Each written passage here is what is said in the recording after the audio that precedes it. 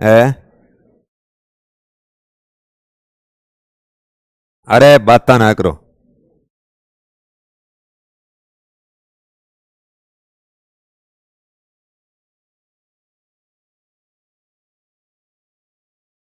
राजस्थान की ज्योग्राफी जो है हासिल थे पहले एक बार।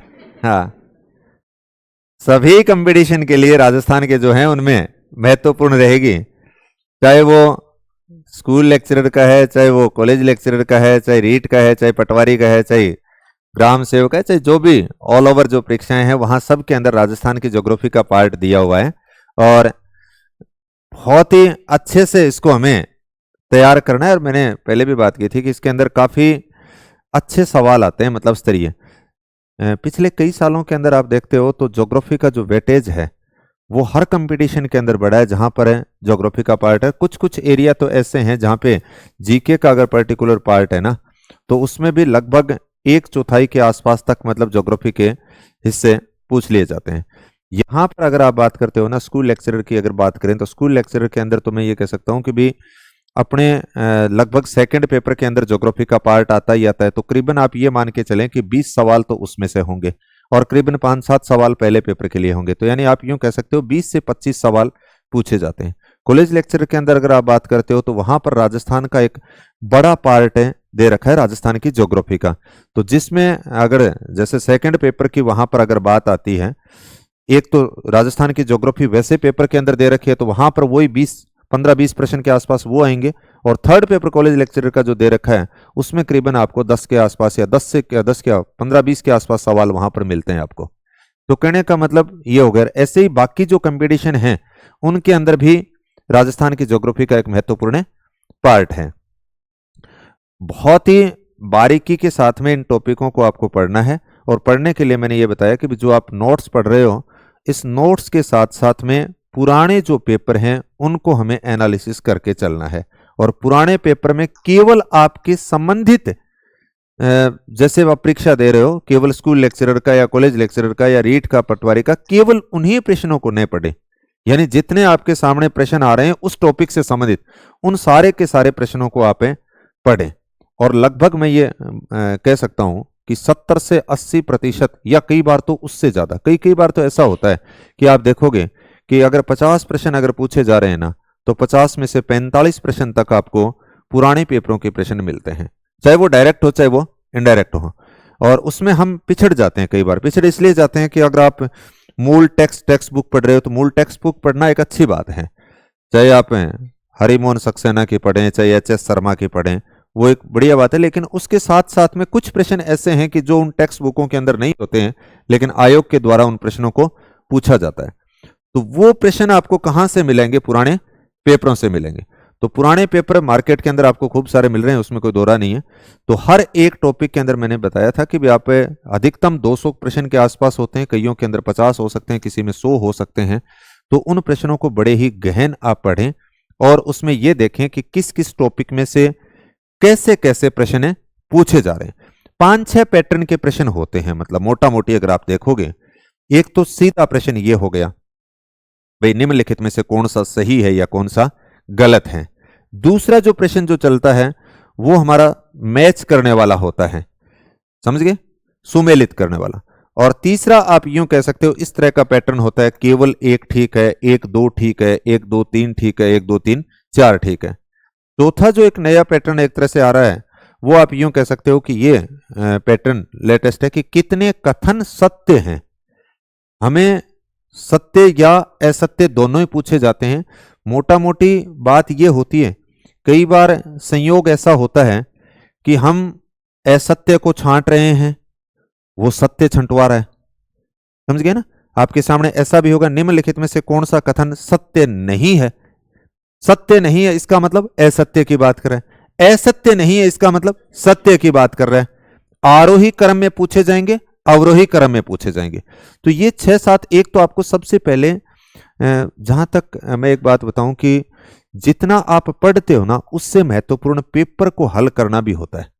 और ज्यादातर विद्यार्थी ऐसे होते हैं कि पढ़ाई तो हम बहुत कर लेते हैं, कई कई बार तो ऐसा होता है कि बहुत सारे ऐसे विद्यार्थी होते हैं कि पिछले 2 साल से 3 साल से लगे हुए हैं, और उन्होंने मतलब आप यूं कह सकते हो कि सारी चीज़ों को छोड़ रखा है, 15-17 घंटे वो मेहनत भी कर रहे हैं, लेकिन उसका आउटपुट नहीं आ रहा होता है। उसके पीछे एक कारण भी मान सकते हो आप। उसके पीछे आप ये भी कह सकते हो कि कई बार हमें पेपर की समझ नहीं होती है। आप पढ़ते तो जा रहे हो, ये नहीं है कि आप हार्ड वर्क नहीं कर रहे, आप हार्ड वर्क तो कर रहे हो, लेकिन आपकी जो दिशा है ना, उसमें कहीं ना कहीं दिक्कत है, और वो उसको ये नहीं पता चल रहा कि प्रश्न कैसे पूछे जा रहे हैं। सारी चीजें, मैं एक बात कहता हूं कि भी सारी चीजें होती है ना, वो पढ़ने के लिए नहीं होती हैं। किताब में जिस विद्यार्थी को ये आ गए ना, आप चाहे कोई किताब आप यूं कह सकते हो कोई मानक पुस्तक लेकर के आए, आप कोई गाइड लेकर के आए, उसमें से आपको ये पता चलना चाहिए कि भाई ये बात छोड़ने लायक है। जिस विद्यार्थी को छोड़ने वाली चीजें अगर समझ में आ जाती है ना, तो फिर वो पढ़ना सीख जाता है, क्योंकि फिर उसको ये पता चलता है कि इतनी चीजें काम की हैं। और ज्यादातर अपने क्या होते हैं कि चलो ठीक है, नोट्स तो अपने बनाते हैं, तो वो कहीं से फिर आप अपने जब नोट्स बनाते हो ना, या कहीं आप पढ़ करके आए हो, तो उस कंडीशन के अंदर जब आपको ये पता चल जाएगा कि भी ये हमने निकाल लिया सामान, उसके बाद में उसमें से नहीं छोड़ना होता है। आपने पहले से किसी किताब में से अगर आप नोट्स बना रहे हो, तो फिर आपको ये पता चलना चाहिए कि ये चीजें बड़े छोड़ने वाली होती हैं। और ये जिस विद्यार्थी को पढ़ना आ जाता है ना, तो बहुत ठीक होती है। कई बार ये भी होता है कि जैसे आपने किसी के नोट्स लिए, आपको बहुत अच्छे लगे, लेकिन फिर आपको थोड़े दिन बाद में संशय होने लग गया। संशय होने का भाव अर्थ ये था कि पता नहीं इसमें से आएगा या नहीं आएगा। उसके लिए आपको फिर वही टेस्टिंग का दौर वो होता है कि आप पुराने जो आए हुए हैं पेपर हैं वो कीजिए, या उस दौरान जो परीक्षा के अंदर सवाल पूछे जा रहे हैं आप उनको करके देखिए। तब आपको थोड़ा सा पता लगेगा कि भी हाँ, हम इन प्रश्नों के इर्द गिर्द जा रहे हैं या नहीं जा रहे हैं। अगर उसके इर्द गिर्द नहीं जा रहे हैं, तब तो हमें कुछ छेड़खानी करने की जरूरत है, अन्यथा मतलब उस सीक्वेंस से आप चलते रहिए। फिर कई बार ऐसी भी कंडीशन होती है कि मार्केट के अंदर आपको किसी ने बता दिया कि वो गाइड बहुत अच्छी है। उस कंडीशन में हम क्या करें? उस कंडीशन में अगर ऐसा हो तो आप ये कर सकते हो, बाकी अगर 10 घंटे पढ़ रहे हो तो 8 घंटे आप मूल जो पार्ट रिवीजन है वो करते रहिए। 2 घंटे के अंदर आप ये देख लीजिए कि जो नई आप कोई लेकर के आए हो, उसमें से 2, 5, 7 लाइनें जो ठीक लगती हैं वो उसमें ऐड कर लीजिए, फिर उसको साइड में रख दीजिए, संतुष्टि भी हो जाएगी।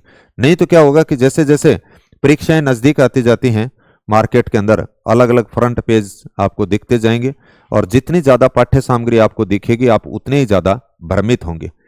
सफलता के लिए प्रतियोगी परीक्षा में यह जरूरी है कि आप चीजों को पहले चयन कर लें, फिर उसके बाद में उनको इतनी बार पढ़ लें कि मैं देखता ही था नहीं या बेरो पढ़ने लग जाए। कि ये आप देखना, कई बार कुछ टॉपिक आपके ऐसे होंगे कि आपको पता चलेगा, समझ आएगी, ये इस पेज के इस साइड में लिखी हुई है। जब आप पेपर के अंदर बैठे होते हो ये आएगा, बिल्कुल आएगा। जब आपने एक ही चीज को 50 बार पढ़ा है ना, तो फिर आपको यहां पे पता चलेगा कि ये ऊपर लिखी हुई, ये बीच में लिखी हुई, ये नीचे लिखी हुई, ये दाएं है, ये बाएं है। जब आप प्रश्न का आंसर दे रहे हो, ये आपके सामने पिक्चर बनने लग जाएगी। और ये पिक्चर अगर बन रही है ना, तो इसका मतलब अब थारा सिलेक्शन ने कोई कौन रोका है। नहीं तो अगर कई बार कचरो इतो ज्यादा भेड़ो कर ले, याद को नहीं हो कहना हो। मतलब मैं एक मारवाड़ी में कहावत कह करूं, कई बार एक इड्डो से डंडियों कांटो काट जे आग लगो, ठीक है नहीं, कई बर्छी हथियार भाला सो की पड़ी है, चलानो किसी को नहीं आवे। फिर वो देखे बंदूक कैसे चलाई जाती है, इतने पन्नो पलटने लग गए, इड्डो से डंडो कट दी, काम करियो चालो। अब उसके पास हथियार क्या था? एक हो, क्योंकि बहन डंडा को भी इतो अभ्यास हो जो फेंक के मारा तो गोली को सो काम करेगा, समझ गए ना? देखे हो थे। इसका मतलब आपके पास में जो हथियार है वो चलाना आना चाहिए विद्यार्थी के पास में। अब आपके पास किताब मेरे को राजस्थान की ज्योग्राफी की भाई आपने एच.एस. शर्मा पढ़ी है, अच्छा, और हरिमोहन सक्सेना भी पढ़ी है, एल.आर. भल्ला भी पढ़ी है, तो टेक्स्ट बुकें पढ़ी हैं मैंने। 6 से 12 तक की जो राजस्थान माध्यमिक शिक्षा बोर्ड की किताबें लगती थी वो भी पढ़ी हैं। और मार्केट के अंदर जितने लोगों की गाइड हैं वो सबकी मेरे पास पढ़ी हैं, और जितने सबके नोट्स हैं वो भी मेरे पास पढ़े हैं। इसका मतलब पढ़े हैं, तने किसी आवे है, मैं पढ़ूंगा कदे एक कर तो मैं ले आऊं। अरे तो बावड़ा तो क्या मिला हुए। एक चीज आप इतनी बार कीजिए, 50 नई नई किताबें पढ़ने की बजाय एक किताब ने 50 बार पढ़ लियो, सवाल गलत नहीं होंगे, एरर नहीं होंगे, एरर नहीं होंगे तो सिलेक्शन हो जाएगा। और दूसरी समझ आपको तभी पता चलेगी कि किस टॉपिक में से कैसे सवाल। पढ़ाना रही कोई न्यारी समझ इया को नहीं हुए, वो भी एक विद्यार्थी होता है, वही एक स्टूडेंट होता है, और उसको भी ये देखना पड़ता है कि कैसे ट्रेंड चल रहा है, और वही ट्रेंड आपको देखना होता है। बहुत सी बार मैं देखूंगा एक बड़ी चूक करे है, मतलब टाबर पुराना प्रश्न है कह दोगा नहीं तो ही कौन पढ़ पढ़ लेगो तो आलसीडो सो मेटेगो कि आमू के पूछे जाए यार कह वो इं देखोगो कि प्रश्न बहुत सरल सरल प्रकृति के, इससे थोड़ी पूछे जाए मैं कौन पढ़ू तो कोई डंगू लिखेड़ो वार तो कोई डंगू पूछ रहा, अरे तो ऐसे पूछे नहीं अभी पेपर हुए इस साल का मैंने पूछे तो नहीं मार ले मिसा कौन पूछे तो थार लो कोई न्यारू आओ के ऊपर कोई न्यारो ऊपर कोई स्पेशल आओ के बनाने खातर, तो इसका मतलब अर्जे तो स्पेशल आ गयो तो बिया को नहीं आवे भाई जब बना ही दियो तो स्पेशल पेपर थारे खातर है तो फिर बिया ठन ठन गोपाल है सरल आ रहा थे पढ़ो को नहीं। राजस्थान की स्थिति जिला में क्यों पढ़ू, राजस्थान का थे आप प्रश्न देखियो पहले राजस्थान की स्थिति विस्तार के अंदर देखोगे बहुत बार पूछा गया राजस्थान का अक्षांशीय और देशांतरीय विस्तार कितना है, और वो प्रश्न मैं क्लास में कई बार टेस्ट लेके देख लियो और बठी गलत कर दिया जागत चोखो बोलो ना को पिया हुआ है बोलो किया। एक एग्जांपल दे दूं, राजस्थान का अक्षांशीय विस्तार की बात करते हो कहां से शुरू होता है 23 डिग्री 3 मिनट नॉर्थ से होता है ना सबको पता है, और कहां तक है 30 डिग्री 12 मिनट है, इसी एग्जांपल की उत्तरी अक्षांश के तक।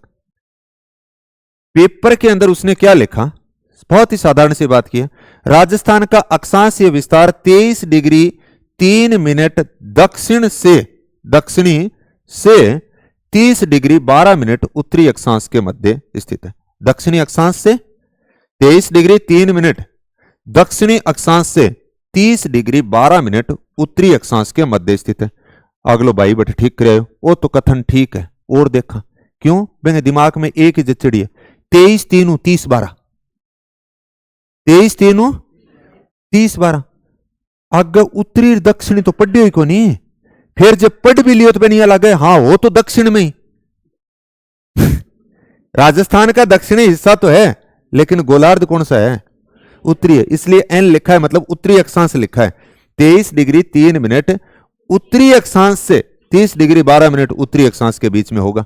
अब सवाल में गलती क्यों हुई, क्यों इया करके होगी कहो राजस्थान को दक्षिणी भाग हो तो मतलब दक्षिण लिखियो है ठीक ही लिखियो है, ये नहीं पूछा कि राजस्थान का इंगो मतलब तो दक्षिणी गोलार्ध शुरू कर दियो। ये बहुत सामान्य सी बातें होती हैं और कई बार आप बैठे प्रश्न आपनो करा नहीं जद भी करते गलत लग गया हो मैंने दक्षिण शुरू हो गए, दक्षिण से शुरू सूर्य उदय सूर्य अस्त के क्रम में हम बात करेंगे कि कैसे पूछे जा सकते हैं। कई बार यहां लागे उदय तो पूर्व से होता है, कई यहां लागे अस्त पश्चिम में जागे हुआ है। प्रश्न पूछे गए जैसे राजस्थान में सूर्य उदय सबसे पहले धौलपुर में हो रहा है, अस्त कहां पे होगा जो क्लास में घनी बार पूछे जो कह दें कठा हुआ कई कहें इन्नो हो गयो जी इन्ने छिपेगो तो वो लास्ट में जैसलमेर है, जैसलमेर में छिपेगो तो जैसलमेर में उगेगो ही तो बाद में, तो जठे पहली उगेगो बैठे पहली छिपे भी गो। ये बहुत सामान्य सी बात होती है पेपर में कंप्यूटर, या कई बार क्या होता है रटो रटा समान यह हुआ है कि राजस्थान में सबसे पहले यानी सूर्य की किरणें जैसे आप यूं कह सकते हो सीधी पड़ती हैं बांसवाड़ा में, अब की बार बांसवाड़ा दियो को नहीं अठों शुरू कर दियो उदयपुर शुरू करियो आगे और जिले अब के बेरो को नहीं ऊंच चलो सो पेपर बना रखियो। मैं तो जो सदा पढ़ो जदिया पढ़ो सदा ही बांसवाड़ा में तो सारा तिरछ सीधी हुए गंगानगर में सारा तिरछे, अब कब भाई जी बेरो को नहीं के दे रखे यहाँ सारा जिला को याद रखे जाए कट्ठा मतलब सीधी होंगे कट्ठा तिरछी होंगी तो तने क्या याद रखना सारा पूछ रखा गुरुजी अब के थे पढ़ाया विषय की कौन पूछा, अच्छा कोई बात नहीं। सूरज उगायो कौन अब के धौलपुर में वो तो और ही पूछा वो बोले पहले पोत कट्ठा उगा वो, अब धौलपुर में तो उग तो बढ़ता है तो ठीक हो तो अब क्या कट्ठा उगा दियो रे, अब क्या बोले धौलपुर दियो कौन इन्हें भरतपुर और जयपुर और दे रखा जैसलमेर कौन दियो नहीं तो जैसलमेर में उगा दिया है लास्ट और डेढ़ हो तो वो आपको जस्तो से उत्तर हो तो ये चीजें कहां से समझ में आएंगी, ये आपके सामने आएंगी जब आप पुराने पेपर करोगे ना जो थरकन वो सूरज उगवा भी लेगो और छिपवा भी लेगो थे उत्तर की और की करोगे बेंगम उत्तर में की और दीड़ होगो थारे यहाँ आओगे कि भाई ये पूछ क्यों रखा है, इनके ऊपर हम एक एक के ऊपर बात ऐसे करते जाएंगे। तो राजस्थान की स्थिति विस्तार में से बहुत सामान्य सामान्य प्रश्न होते हैं, राजस्थान का अक्षांशीय विस्तार कितना है, राजस्थान का देशांतरीय विस्तार कितना है, कितना उनका अंतर है, राजस्थान की उत्तर दक्षिणी दूरी कितनी है, इस प्रकार से राजस्थान में जिले कितने हैं, राजस्थान के अंदर आप यूं कह सकते हो नए जिले कौन कौन से बनाए गए हैं, संभाग कौन से हैं, बहुत सामान्य प्रश्न होते हैं।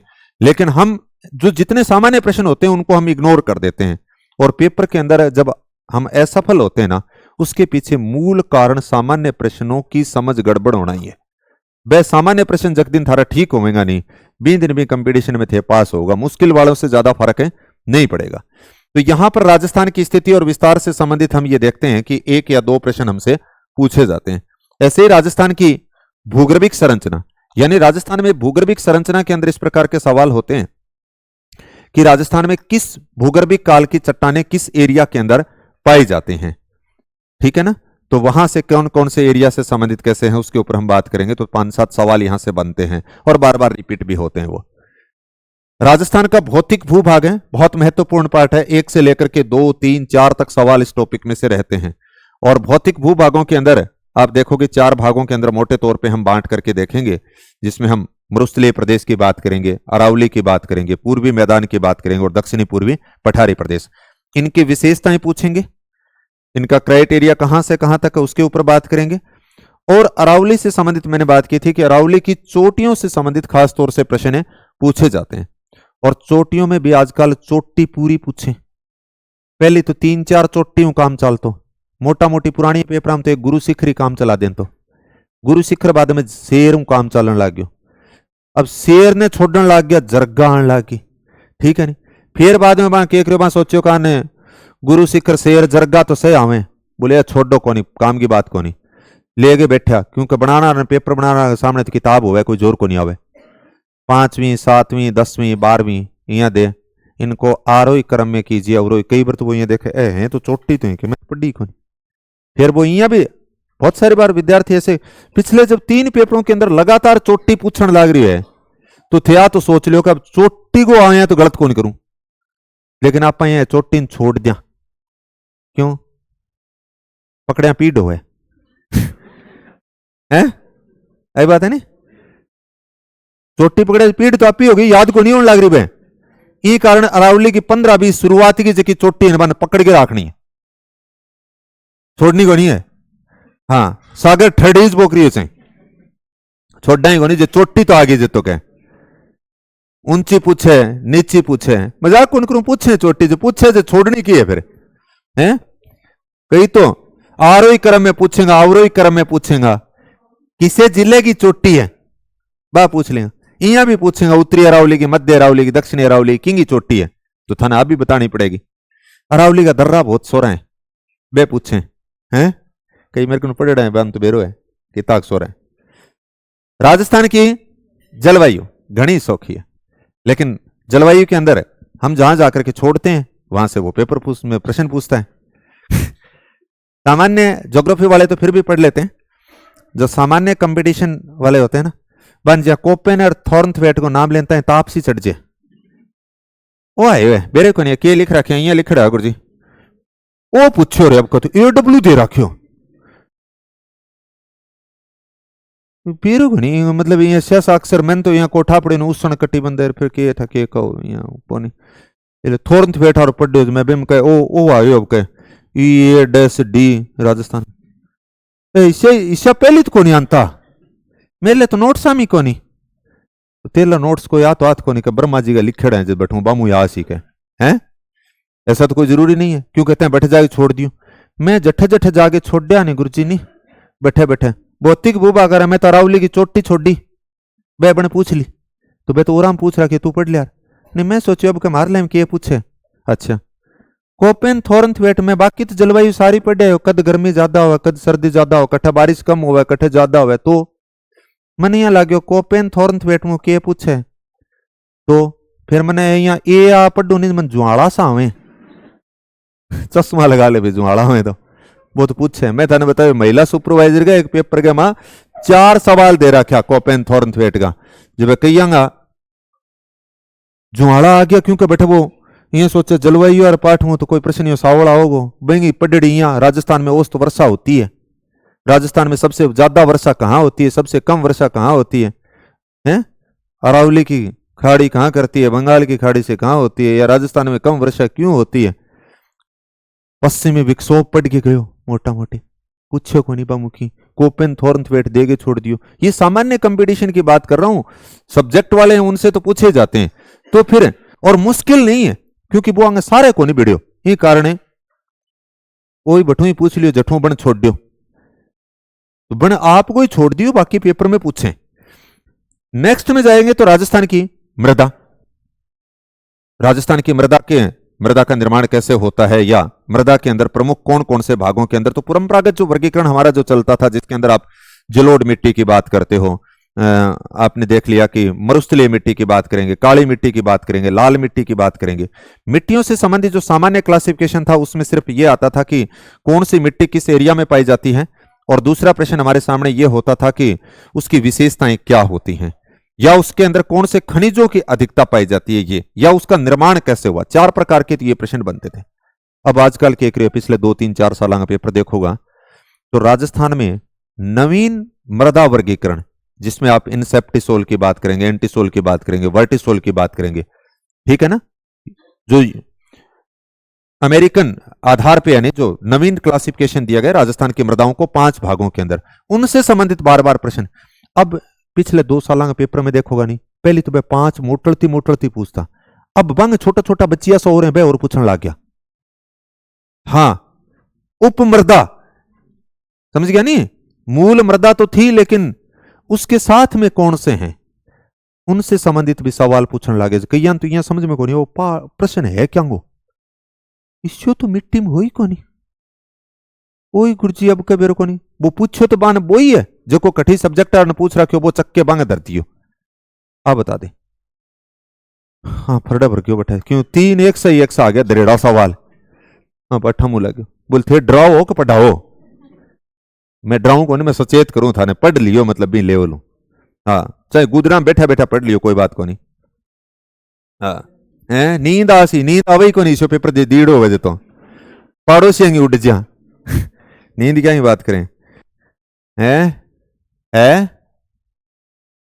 हाँ। कई तो आजकल क्या हुआ कि थोड़ा सर्दियों का टाइम हुआ नहीं, थोड़ी सी बोले रिजाई गर्म करा एक मुंह पर लें, फिर पड़ोस आपके सागा जी रूम पार्टनर बिन कहें तू मैंने 5-1 मिनट बाद में नहीं, मैं इतना गर्म हो जाऊं, फिर मन जगा ली, अब दिन गे था एकल चले घर घर आए सर ट्रैक्टर बगे जाने के, अब वो नहीं सोए बिन रवाना है कि वो अब सोवे किया बिन उठावे, रुक जाते करे 5 मिनट हो जाने दे, अब यहाँ को नहीं 5 बज गया दिन गेगा है, तो नहीं इसे के सागे कोई हिम्मत ही नहीं रहना पड़े, तो यहाँ हरकेंगे बस की बात थोड़ी है ना। कई यहाँ दिल डेल क्योंकि पीछे भी होवे के, हाँ कहेंगे पल्ले भी पड़स के, कोई बड़ी बात को नहीं। हाँ तो बांग उपाय वही हुआ कि वो पहले सोचो,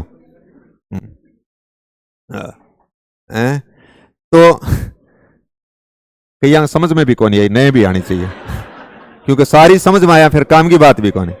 हाँ ठीक है नी, हाँ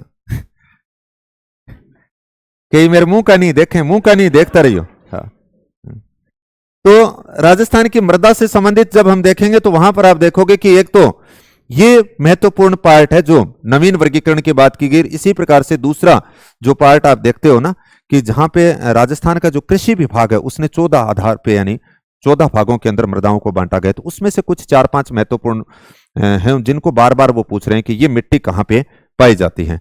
तो ये नवीन जो वर्गीकरण होगा उसके ऊपर भी हम बात करेंगे। राजस्थान में वनस्पति की बात जो हमने की उसके अंदर एक सवाल तो 100% पूछ लिया जाता है, और वो जो होता है वो खास तौर से वन रिपोर्ट का सवाल होता है।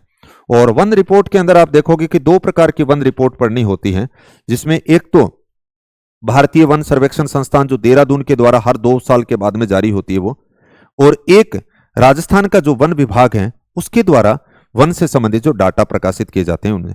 पहले तो क्या करते थे कि हमसे जो प्रश्न पूछते थे ना वो केवल वही प्रश्न होते थे भारतीय वन सर्वेक्षण संस्थान जो देहरादून जो हमसे जो डाटा प्रकाशित करती थी हर 2 साल के, उनमें से अब कई बार क्या हुआ कि टाबर गई समझ में को नहीं आवे, क्योंकि उनमें कुछ वेरिएशन आ जाता है राजस्थान वन विभाग वाली और उसमें, क्योंकि यह तो हर साल प्रकाशित करता है। अब आपको दिया जाएगा 2023-24, 2024-25 के ऐसे राजस्थान वन विभाग के अकॉर्डिंग सबसे ज्यादा वन कहां पे पाए जाते हैं। अब आप भाई एक ही पढ़ी, अब के पीरों को नहीं वो पूछ रहा क्यों राजस्थान वन विभाग 2024-25 के अनुसार सर्वाधिक वन कहां पे पाए जाते हैं या कहां पे प्रतिशत के सवाल तो पहले तो कौन पूछता। अरे भला आदमी लेर ले 3-4 साल में ये पूछे। अच्छा इया और है के मैं तो को गौर करी मैं एक कली कहानी चल है वन वन एक ही होवे। तो एक तो वन रिपोर्ट से संबंधित और दूसरा अगर यहां पर आप देखोगे कि वनस्पति को प्रभावित करने वाले कारक कौन कौन से हैं, किस एरिया के अंदर कौन कौन से वनस्पति पाई जाती हैं, पेड़ों के नाम पूछ लिए जाते हैं, कौन सा किस से संबंधित है। राजस्थान में अपवा तंत्र महत्वपूर्ण है, 2-3 सवाल तक पूछे जाते हैं और इनमें अपवा तंत्र को जब हम बांटेंगे तो राजस्थान के अपवा तंत्र को आप 3 प्रकार के आप यूं कह सकते हो सवाल आपके सामने देखने को मिलते हैं। राजस्थान का अपवा तंत्र को हम एक तो देखेंगे कि वो नदियां जो आप यूं कह सकते हो यहां पे जैसे राजस्थान है, राजस्थान की एक तो वो नदियां जो बंगाल की खाड़ी के अंदर आएंगी, वो अठलो पानी अठे भी आओगे। कई ये सोचे राजस्थान अठे रहेगी पानी अठे क्यों कर जाओ, चलो जाओ पानी निवाण सिर जाए। हाँ दूसरा यहां से अरब सागर में आ जाएगा। तीसरो यहां अप्रैल इतरिया चुंदी लागेड़ो वो कि नहीं कौन जा आंतरिक अपवा का क्षेत्र 60% इसे ये अड़ंगो राजस्थान का 60% आंतरिक अपवा क्षेत्र। आंतरिक अपवा क्षेत्र का मतलब है वो किसी भी खाड़ी के अंदर या सागर के अंदर जाकर के नहीं मिल रहा, आसपास में पानी थोड़ी दूर में जाकर के वो फैल जाता है। तो वो देखेंगे हम कि अरब सागर की नदियां कौन कौन सी हैं या बंगाल की खाड़ी की नदियां कौन कौन सी हैं, आंतरिक प्रवाह की नदियां कौन सी हैं। एक तो सवाल आपके सामने इस प्रकार के होते हैं। दूसरे यहां से जब आप सवाल देखोगे तो आपके सामने यह आएगा कि नदी, उस नदी का उद्गम कहां से हुआ। अब उद्गम हो तो बेंगो कठी समापन भी होगा, यानी उसका जन्म कहां से हुआ, उसकी समाप्ति कहां पे होगी। जी हाँ आपने भी पूछे जाए नहीं। फिर उस दौरान बीच में आपने कहां कहां यात्राएं की वो पूछते हैं, तो नदी के बारे में भी आई पूछेगा। नदी कठू चाली, बोले जी आठू चाली, कोई न कोई जगह हो उद्गम स्थल। और फिर उसके बाद में किन किन मुख्य जिलों से प्रवाहित हुई, बोले बे दौरान साग्या कौन कौन रहे आबिंग है, यहां थारा सागे पूछे ना, साथ में कौन रहता है, उस नदी के साथ में भी कौन। फिर यहां बता दे ये चंबल से संबंधित नहीं है, तो बोले ओ तो माईगो है वो तो लूणिंगो है, कौन हो गया घरे भी परिचय दे, ओ कालतियारो है, ओ दौड़तियारो है, जो भी होते हैं ऐसे होते हैं ना, सुमेलित करवाते हैं कौन कौन से किससे हैं। एक तो आपने कह दिया कौन सी कहां पे जाकर के गिर रही है, और फिर उस नदी के अंदर यानी सहायक नदियां, वो सहायक नदियां भी छोटी छोटी हैं। सहायक नदियां को एक प्रश्न तो पक्को पावे पेपर के अंदर आजकल, और सहायक नदी कौन सी चंबल की है, कौन सी बनास की है, कौन सी माई की है, कौन सी लूणी की है, ये इस प्रकार से सोम की, जाखम की, इनकी सहायक नदियां, काली सिंध की देखोगे, पार्वती की देखोगे, तो अंगी सहायक नदियां। नदियों से संबंधित आपके सामने एक प्रश्न जो इस प्रकार का भी आता है, क्रम से पूछते हैं आजकल, वो एक नयो पैटर्न सोचा है, पूर्व से पश्चिम बताइए, पश्चिम से पूर्व बता दीजिए, उत्तर से दक्षिण कर दीजिए, दक्षिण से उत्तर कर दीजिए। ये बेरो को चाल कठे करे तो जद नहीं जद बनी बेरो वे चाले कठे रटो रटाई तो काम चंबल आठू आठे निकले आठे ये करे। तो इसका मतलब आपको मैप जो है उसके अकॉर्डिंग भी मोटा मोटी जानकारी ये होनी चाहिए कि ये इस डायरेक्शन के अंदर है। ऐसे भौतिक प्रदेशों के अंदर भी पूछे जाते हैं, जैसे अर्ध शुष्क प्रदेश है तो उसके अंदर आप देख रहे हो कि गग्गर की बात आती है, फिर शेखावटी प्रदेश, फिर नागौरी, फिर गोंडवाना प्रदेश, तो आपसे ऐसे भी प्रश्न पूछे गए। उत्तर से दक्षिण इनको व्यवस्थित कीजिए, दक्षिण से उत्तर व्यवस्थित कीजिए।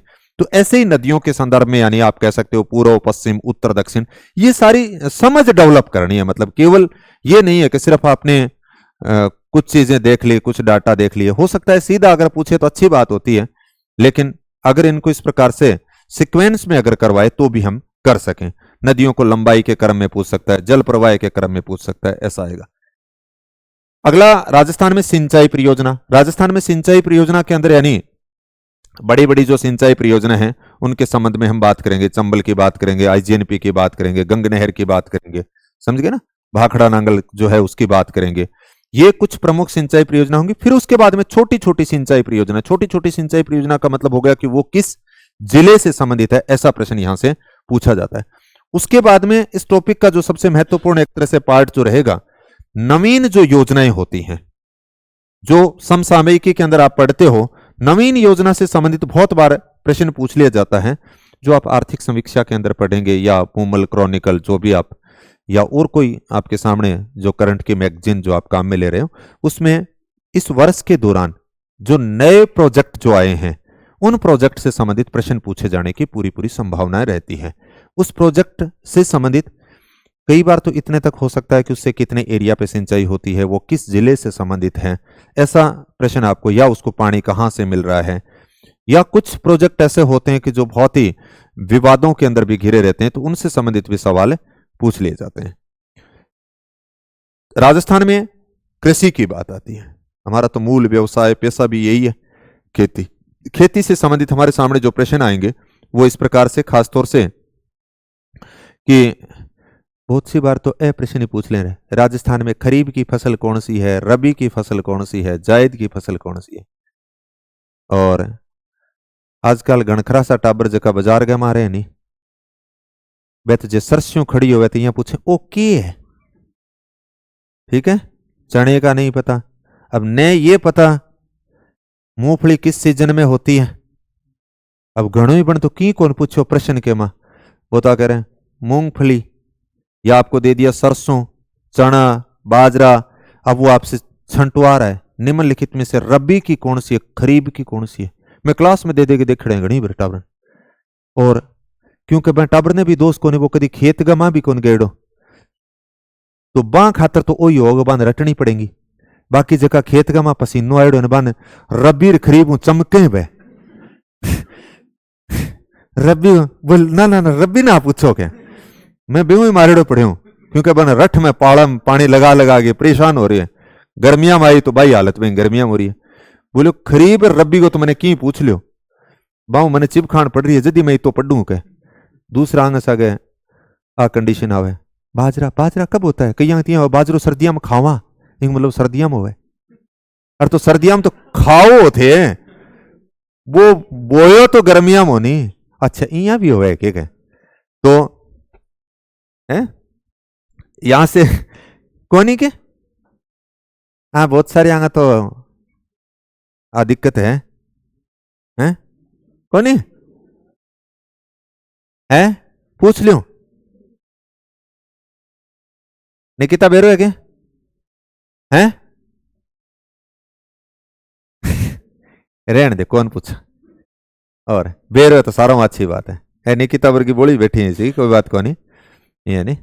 तो कहने का भावार्थ है कि ये बहुत सामान्य प्रश्न होते हैं जो खरीफ और रबी की। अब आप आन एक कारण कौन पढ़ा, ईशो के पूछे तो किसो पूछेगो, यहाँ पूछेगो बाजरो कट्ठा कट्ठा लगायो, कट्ठा से कम हो ज्यादा, अरे तो वो तो पूछे ही पूछेगो, पहले यहाँ तो देख ले बाजरो हुए किसी सीजन में आपने, ये भी तो होगा ना। तो खरीफ और रबी की फसल की बात कर देते हैं, जायद की फसल कौन सी होती है उसके संबंध में बात पूछी जाती है, यानी सामान्य प्रश्न होते हैं। फिर उसके बाद में आप इसमें देखोगे कि राजस्थान की मुख्य जो फसलें हैं, फसलों के अंदर उनका उत्पादन कहां कहां पे सबसे ज्यादा हो रहा है, कब, यानी प्रथम द्वितीय तृतीय, इस प्रकार से कुछ के अंदर। तो और आजकल तो बागवानी से संबंधित भी डाटा पूछने लग गए, समझ गए ना, बागवानी वाली जो फसलें हैं ना उनके डाटा पूछने लग गए, अनार सबसे ज्यादा कहां पे होते हैं, संतरे सबसे ज्यादा कहां पे होते हैं, किन्नू सबसे ज्यादा कहां पे होते हैं, इनके संबंधित भी डाटा। कई बार मिर्च पूछ लें, हल्दी पूछ लें, धनियो पूछ लें, अब कई बार अपन ये लगे ए के पढ़ना पूरा हुआ कि मेथी पूछ लिया कह जो। हाँ, और इस टॉपिक के अंदर आगे जाओगे तो राजस्थान में कृषि जलवायु प्रदेश, राजस्थान को ये प्रश्न लगभग पूछ लिया जाता है, राजस्थान में कितने कृषि जलवायु प्रदेश हैं, कौन कौन से एरिया के अंदर कौन कौन से किस कृषि जलवायु प्रदेश में से, ये पिछले कई प्रश्नों के अंदर मतलब पेपरों के अंदर आप देखोगे कृषि जलवायु प्रदेश का एक बहुत ही छोटा सा टॉपिक है, और एक प्रश्न पक्को आवे, गोटो मार लियो चाहे नहीं आयो तो थारो भाग। राजस्थान में खनिज,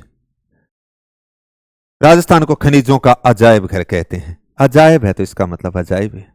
अब कौन से धात्विक खनिज हैं, कौन से अधात्विक खनिज हैं, कौन से ईंधन खनिज हैं, केवल यहां से काम नहीं चलेगा, कौन सो खनिज कट्ठे कड्ड है और उनके खान, एक तो सबसे ज्यादा उत्पादन हो रहा है उससे संबंधित हो सकता है, और दूसरा आपके सामने यानी खानों के नाम देंगे और सुमेलित करवाएंगे कि ये किससे संबंधित है। आपको या ऐसे दे दिया कि निम्नलिखित में से कोयला से संबंधित नहीं है, या कौन सी कोयला से संबंधित है, लोहे से संबंधित है, चांदी से संबंधित है, तांबे से संबंधित है, जो भी होगी। ऐसा एक या दो प्रश्न आपके राजस्थान के खनिजों से संबंधित होते हैं। राजस्थान में औद्योगिक विकास और प्रमुख है, उद्योगों की बात करेंगे। औद्योगिक डेवलपमेंट के लिए कौन कौन सी इकाइयां, जिसके अंदर हम रीको की बात करेंगे, राजसिको की बात करेंगे, समझे ना, आरएफसी की बात करेंगे, और प्रमुख उद्योग कौन कौन से उसके ऊपर बात की जाती है। और इनमें भी एक मैं बता देता हूं, आजकल के जगह पेपर में थे देखोगे ना, प्रमुख उद्योगों के अंदर सीमेंट जो उद्योग है उसकी इकाइयां पिछले पेपरों के अंदर बहुत बार पूछी गई। सीमेंट की 15-20 मेन इकाई था, नहीं याद रखनी पड़े, बोले 15-20, हाँ रखनी पड़े, क्यों थे छोड़ोगा बाबू पूछेगो समझ गया, ये कारण है छोड़ो ही ना, नहीं बेरो सीमेंट के लहरे पड़ रहे होते थे, सीमेंट थे ही लगा दियो। ये तो सदाबहार प्रश्न है, एक दो ये बिना तो की बने ही को नहीं। राजस्थान की जनसंख्या, अब राजस्थान की जनसंख्या यहां पूछेगा, देश की कितनी जनसंख्या राजस्थान में रहती है, यानी जो टोटल देश में उसके कितने लोग राजस्थान में हैं। विश्व के संदर्भ में देखोगे तो राजस्थान में कितने हैं, फिर बात आएगी पुरुष कितने हैं, महिलाएं कितने हैं, बच्चे कितने हैं, समझिए ना, उसमें से ग्रामीण कितने हैं, शहरी कितने हैं। फिर उसके बाद में आएगी जी ऑल ओवर जनसंख्या के वितरण की बात आती है, वितरण का मतलब फैलाव से संबंधित प्रश्न पूछते हैं, और जनसंख्या के फैलाव सबसे ज्यादा किस जिले में है, सबसे कम किस जिले में, आरोही पूछा जाएगा, अवरोही पूछा जाएगा।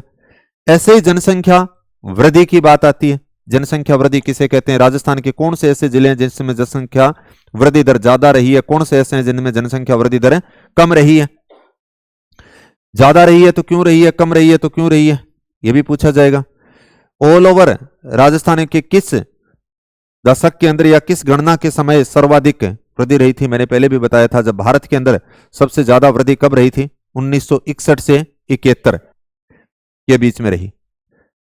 और अगले जो 10 साल थे यानी 1971 से 81, राजस्थान, क्योंकि 1961 से 71 में राजस्थान पिछड़ गया, किस में, जनसंख्या की ग्रोथ के मामले में राजस्थान को समझ में आया कि हम पिछड़ गए।